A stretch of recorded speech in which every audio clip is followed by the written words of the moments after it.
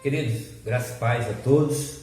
Nós vamos iniciar o nosso encontro. Nós agradecemos a Deus por mais esse tempo precioso, um tempo onde nós vamos entoar louvores ao Senhor e estudar um pouco a palavra do Senhor. Quero convidar você a abrir a Bíblia, Salmo 46.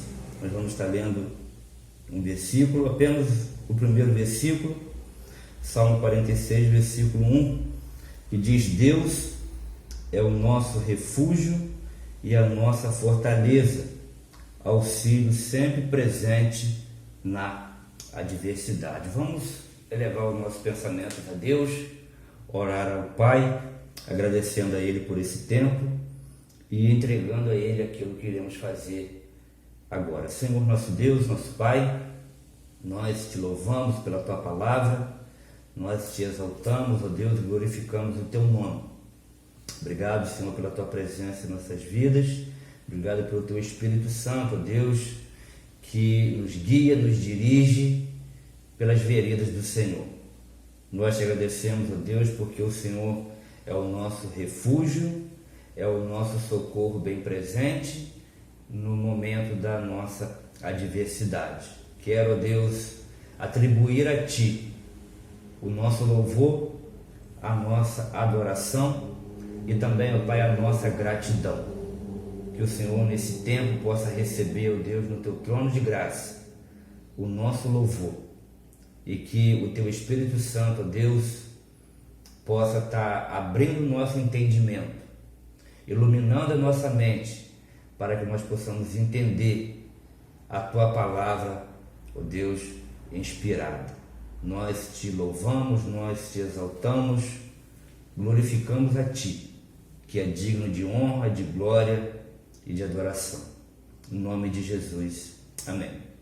Amém, queridos? Nós vamos louvar ao Senhor com o hino 375 do cantor cristão 375, Segurança.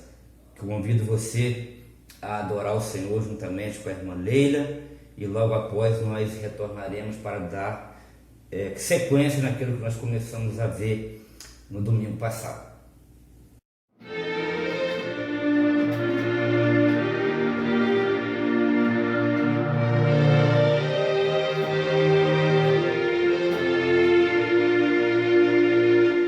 Vivo feliz, pois sou de Jesus e já desfruto gozo na luz. Sou por Jesus herdeiro de Deus, Ele me leva à glória dos céus. Canta minha alma, canta ao Senhor, rende-lhe sempre ardente louvor. Canta minha alma, canta ao Senhor, rende-lhe sempre ardente louvor. Ao seu amor eu me submeti e extasiado então me senti. Anjos descendo, trazem dos céus ecos da excelsa graça de Deus. Canta minha alma, canta ao Senhor, rende-lhe sempre ardente louvor. Canta minha alma, canta ao Senhor, rende-lhe sempre ardente louvor.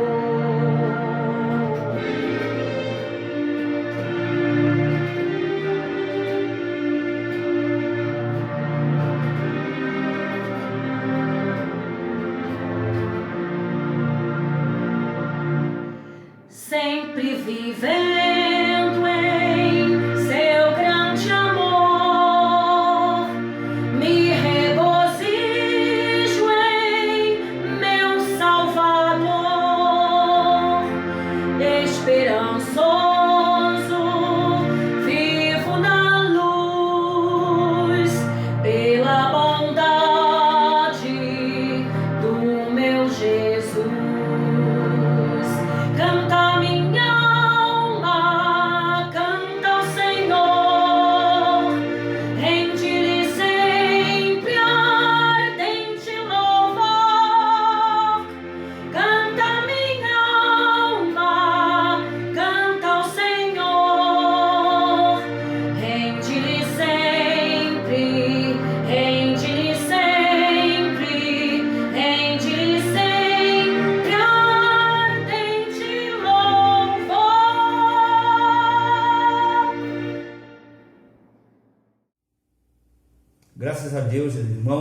estamos de volta. Eu quero convidar você a abrir a sua Bíblia, Isaías capítulo 44. Quero apenas considerar o versículo 3, 4 e o 5. Isaías 44, versículo 3, 4 e 5. Diz assim a palavra de Deus: pois derramarei água na terra sedenta e torrentes na terra seca. Derramarei meu espírito sobre a sua prole e minha bênção sobre os seus descendentes. Eles brotarão como relva nova, como salgueiro junto a regatos. Um dirá: pertenço ao Senhor. Outro chamará a si mesmo pelo nome de Jacó.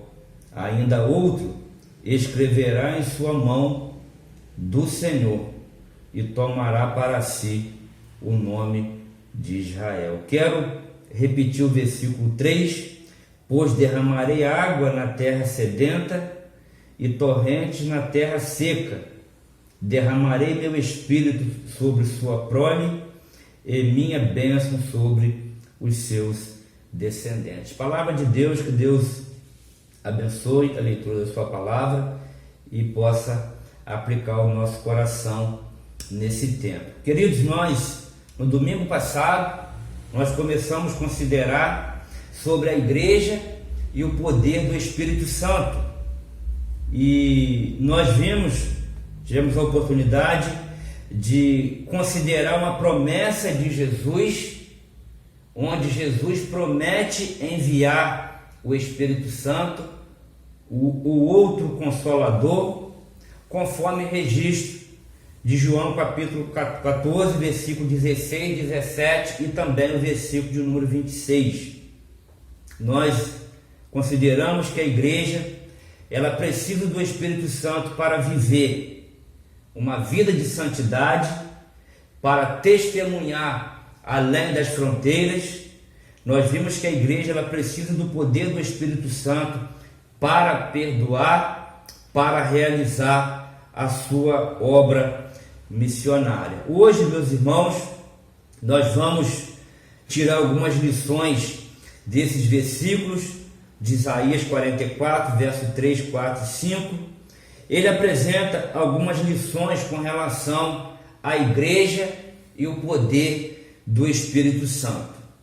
A primeira lição, meus irmãos, ela está no verso de número 3, onde está bem claro que o derramamento do Espírito Santo é uma promessa de Deus. Eu li o versículo 3, repeti, e eu quero ler novamente para que ele fique gravado na sua memória. Pois derramarei água na terra sedenta e torrente na terra seca.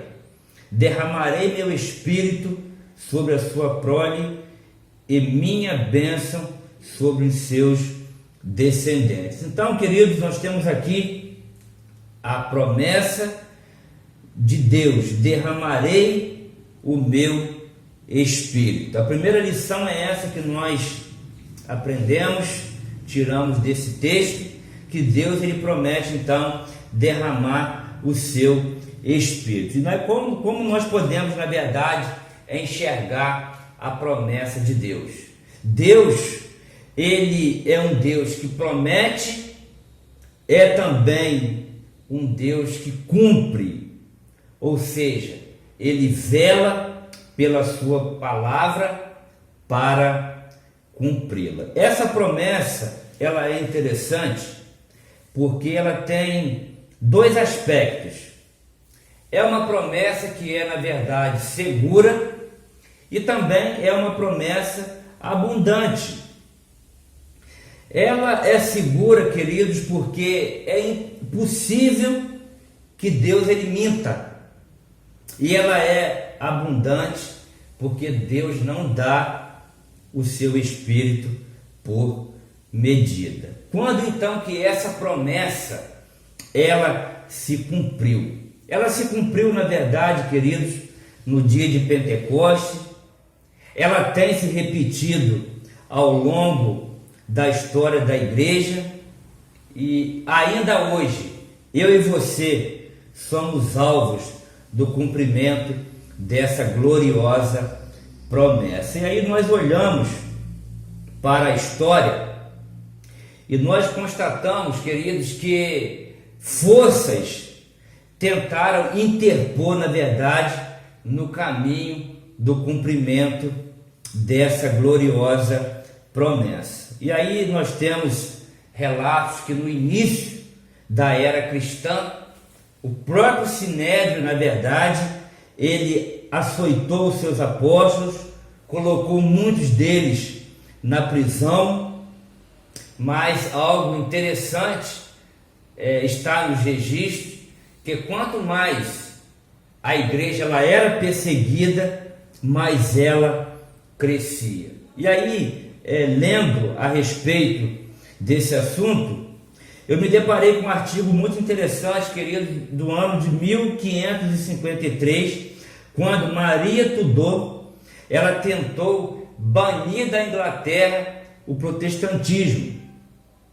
E aí ela manda então na ocasião para a estaca os líderes do movimento, ela persegue com rigor muitos deles, levando à morte. Mas aí, queridos, se trata do Evangelho, se trata do Espírito Santo, se trata da gloriosa promessa da obra de Deus. Então, muitos daqueles que conseguiram escapar dessa perseguição tiveram então contato com a reforma no continente, voltam para a Inglaterra e depois da morte de Maria Tudor em 1558, exigiram na Inglaterra uma igreja genuinamente reformada. Então observa que nenhum poder é maior do que o poder do Espírito Santo do Evangelho. Esse fato, então, na verdade, contribui para algo muito interessante. Esse episódio, na verdade, essa perseguição, ele desembocou numa das reformas religiosas mais lindas e mais profundas com o movimento dos puritanos. Algo interessante, que Maria Tudor, ela pensou em eliminar o protestantismo, mas na verdade ela estava promovendo o protestantismo, promovendo o Evangelho. Ninguém, queridos, pode lutar contra o poder onipotente de Deus e prevalecer. Nós temos um relato da história, muitos homens que desafiaram Deus, muitos homens que tentaram deter essa obra santa, e nenhum deles prevaleceu, porque o Espírito Santo, ele atua, ele trabalha na vida da igreja. O derramamento do Espírito Santo é uma promessa de Deus. E aí, queridos, em segundo lugar, no versículo 3 ainda, o derramamento do Espírito Santo é, na verdade, uma necessidade da igreja. E aí a Bíblia, ela de uma maneira muito clara, ela usa vários símbolos, na verdade, com relação ao Espírito Santo. Cada um desses símbolos, eles são especiais. Fogo, pomba e o óleo. Mas Isaías aqui, ele escolhe um símbolo muito interessante, porque ele escolhe aqui a água. A água. E o que isso nos leva então a entender, queridos? Ele propositalmente ele escolhe a água como símbolo do Espírito Santo, porque não há vida sem água. Primeira coisa que eu quero destacar dentro desse símbolo que Isaías escolhe para o Espírito Santo. Por que nós podemos ter o melhor solo, nós podemos ter a melhor semente, os melhores insumos, a melhor tecnologia, mas se não houver água, a semente morre seca no ventre da terra. Assim como não há vida sem água na terra, não há vida sem a ação do Espírito Santo. Eu gosto muito de uma citação que o pastor Hernandes Dias Lopes ele faz em um dos seus livros, onde ele cita o Charles Spurgeon, que ele disse que é muito mais fácil tornar um leão vegetariano do que você converter alguém sem a ação do Espírito Santo. A promessa do Espírito Santo é uma necessidade da igreja. Por que, queridos, em segundo lugar, Isaías ele usa para o Espírito Santo essa simbologia da água? Primeiro, porque não há vida sem água. E em segundo lugar, porque a água ela é necessária para limpar. Somente, queridos, aqueles que têm convicção de pecado são convencidos pelo Espírito Santo.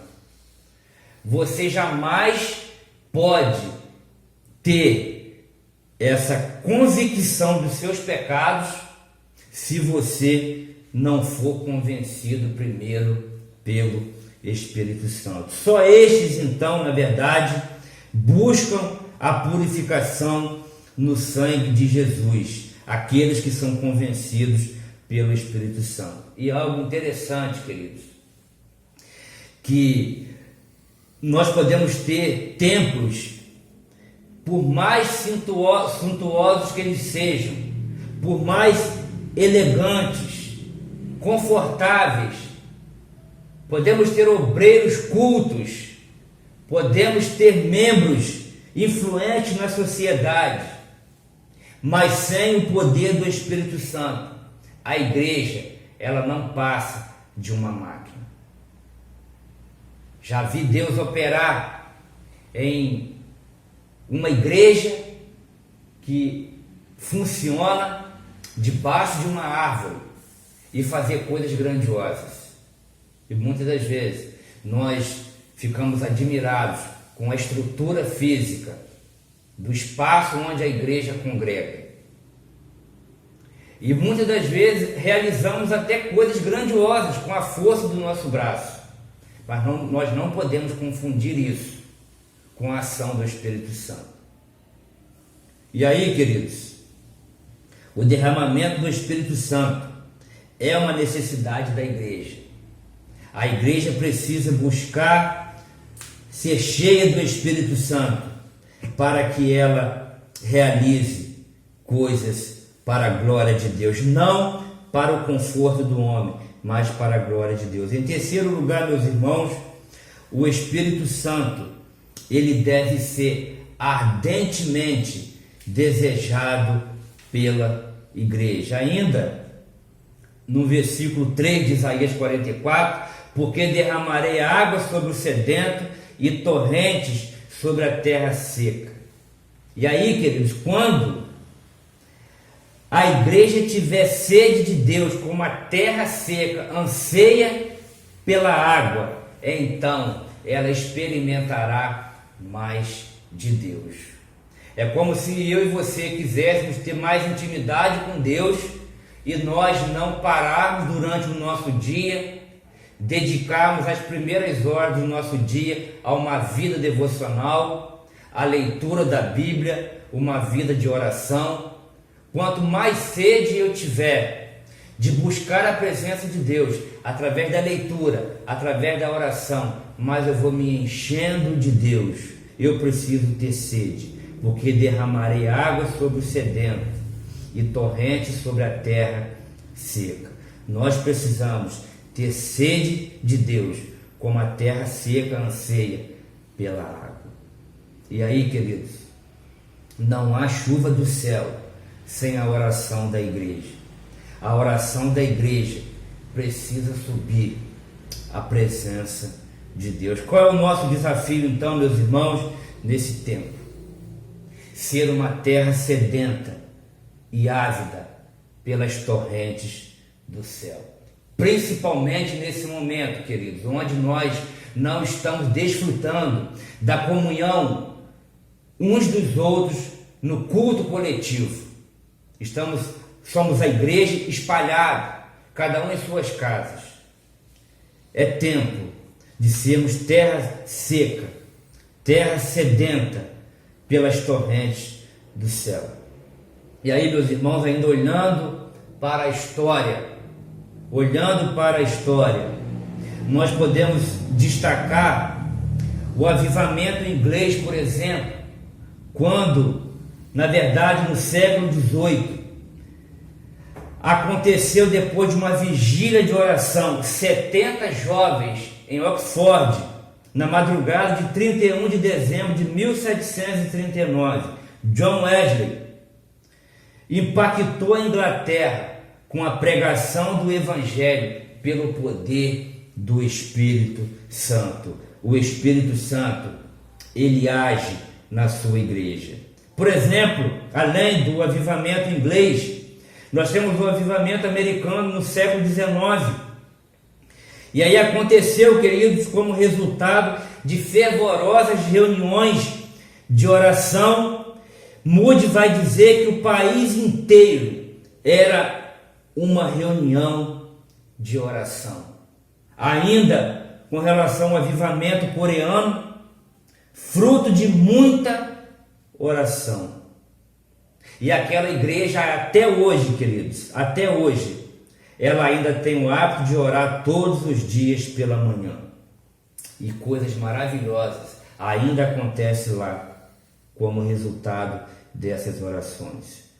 Quanto mais eu oro, mais eu me encho da presença magnífica do Espírito Santo de Deus. O derramamento do Espírito Santo, ele deve ser desejado ardentemente pela igreja do Senhor. Quarto e último lugar, meus irmãos, eu quero ler o verso 4 e verso 5.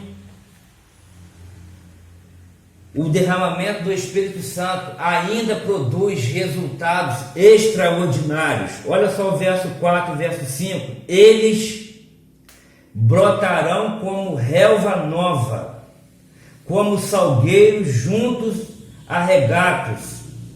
Um dirá: pertenço ao Senhor, outro chamará a si mesmo pelo nome de Jacó, ainda outro escreverá em sua mão do Senhor e tomará para si o nome de Israel. Quais são os dois resultados aqui, queridos, que Isaías destaca nesses versos 4 e 5 do capítulo 44? Primeiro, ele vai falar aqui do crescimento da igreja.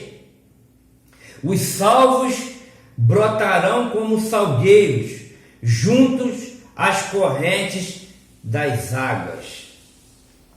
Ou seja, quando o Espírito Santo age, a igreja ela cresce extraordinariamente. É uma pena, queridos, que nós percebemos hoje na história do cristianismo um número crescente de pessoas que estão se tornando evangélicas, mas infelizmente com a motivação errada. Nós temos visto hoje uma grande massa com a motivação errada, mas quando o Espírito Santo age, a igreja ela ainda cresce extraordinariamente. O que muitos líderes que eles precisam entender, que aquilo que a igreja ela realiza num dia pela ação do Espírito Santo, ela realiza muito mais do que em vários anos no trabalho da força do braço. Muitas das vezes nós penamos e nós encabeçamos projetos com a nossa força e levamos décadas para realizar. E quando nós buscamos a direção do Espírito Santo, como igreja, nós podemos realizar até em um dia, porque o Espírito Santo, ele continua operando. E aí, queridos, a Igreja Apostólica é prova disso, porque ela dominou, na verdade, o Império Romano dentro de pouquíssimas décadas. Homens iletrados, eles viraram o mundo de perna para o ar, porque eles eram cheios do Espírito Santo de Deus. Homens que viraram o mundo de ponta cabeça em poucas décadas, eram iletrados, mas eram cheios do Espírito Santo de Deus. E, queridos, com isso, fica nítido para nós, a Igreja do Senhor, que uma igreja cheia do Espírito Santo é uma agência poderosa para transformar vidas, para resgatar pessoas, para ser uma igreja evangelizadora. É uma igreja que sai das quatro paredes. Então, queridos, eu quero concluir essa nossa breve reflexão dizendo a você que uma igreja cheia do Espírito Santo, seu testemunho, ele não é apenas verbal, mas ele também é um testemunho de vida. Uma igreja cheia do Espírito Santo é aquela igreja que prega, é aquela igreja que vive, é aquela igreja que demonstra. Deus, queridos, Deus ainda sopra no vale de ossos secos. Deus, ele ainda faz levantar exércitos. Deus prometeu derramar do seu Espírito. E o derramamento do Espírito, queridos, é uma necessidade da igreja. Ele deve ser desejado ardentemente pela igreja. E ele produz resultados extraordinários. Que você queira mais de Deus. Que você queira buscar mais a presença do Espírito Santo na sua vida.